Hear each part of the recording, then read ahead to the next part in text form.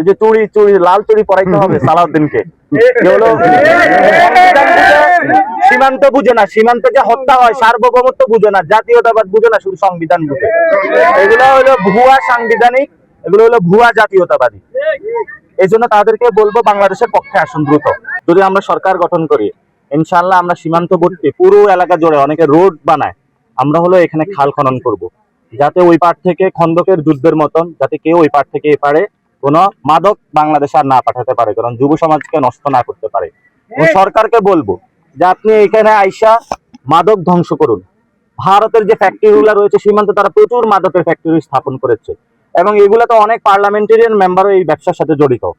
সরকার পার্লামেন্টে ঢুকার আগে এগুলার হলো মাদক খেয়ে আসছে না কিনা সেগুলো হলো চেক করানো আগে দরকার, তাহলে হবে।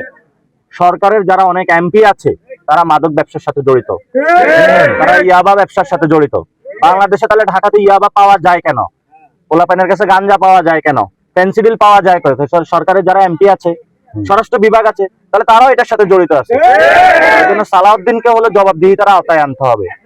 উনি হলো নার্কোটিক্স এর সাথে জড়িত আছে, নাহলে বাংলাদেশে নার্কোটিক্স আসে কিভাবে, সেটা আমাদের প্রশ্ন।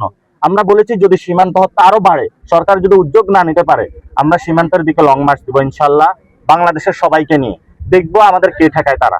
এবং সরকারকে বলবো এর আগে আপনারা উদ্যোগ গ্রহণ করুন, যাতে আপনারা সীমান্ত হত্যা কমিয়ে নিয়ে আসতে পারেন। এবং কয়েকদিন আগে একজন সাংবাদিককে খুন করা হয়েছে, এখানে সাংবাদিকও নিরাপদ না, স্কুল কলেজ ছাত্র নিরাপদ না, কোনো নাগরিক নিরাপদ না, তাহলে বাংলাদেশের মানুষ কোথায় নিরাপদ? এটা সরকারের কাছে প্রশ্ন আমাদের। আমি আজকে আসার পথে অনেক জায়গায় আমাকে বাধা দান করা হয়েছে, আপনি 3 জন যাইতে পারবেন, 4 জন যাইতে পারবেন। আমি তো বাংলাদেশে দাঁড়িয়ে আছি, আমার যেটা ইচ্ছা সেটা আমি ঘুরবো, যেটা ইচ্ছা সেটা আমি যাব। হু আর ইউ যে আপনি আমাকে বলার জন্য যে আমি কয়জন সহকারে যাব? একজন কলেজ ছাত্রকে রাতের বেলা ভারতীয় খুনি বাহিনী ধরে নিয়ে হত্যা করেছে এবং সেখানে আমরা ঘটনাস্থলে এসে যেটা বর্ণনা পেয়েছি, চোরা কারবারি যারা করে তারা তাদের একটা রুট বন্ধ করে দেওয়া হয়েছিল, তো তারা অন্য রুট চেক করার জন্য তাকে নিয়ে গিয়েছিল এবং সেখানে হলো এই নিরাপদ লোকটা তাদের কারণে হত্যাকাণ্ডের শিকার হয়েছে। আমরা এই বক্তব্য হলো ওনাদের ফ্যামিলি থেকে পেয়েছি।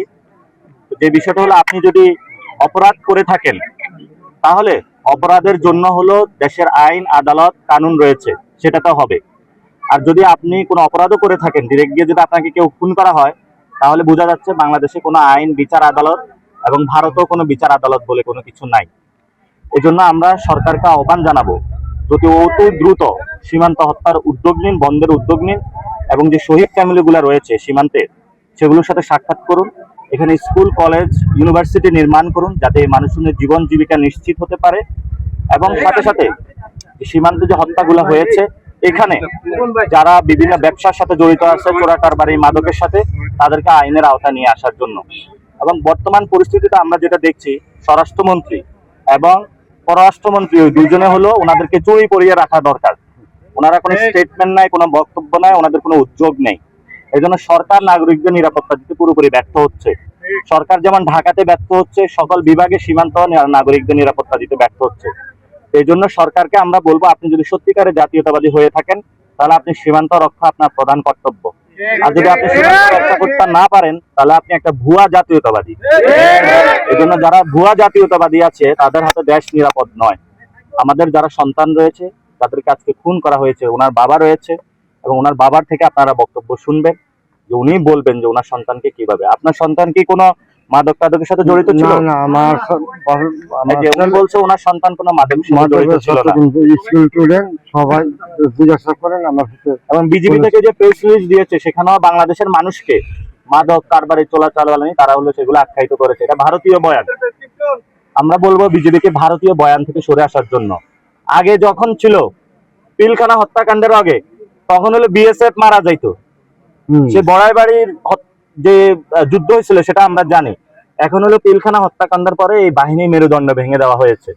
আমরা আশা করবো এই বাহিনীকে নতুন করে পুনর্গঠনের জন্য এবং নতুন উপযুক্ত ট্রেনিং এর মধ্য দিয়ে সীমান্তকে রক্ষা করার জন্য।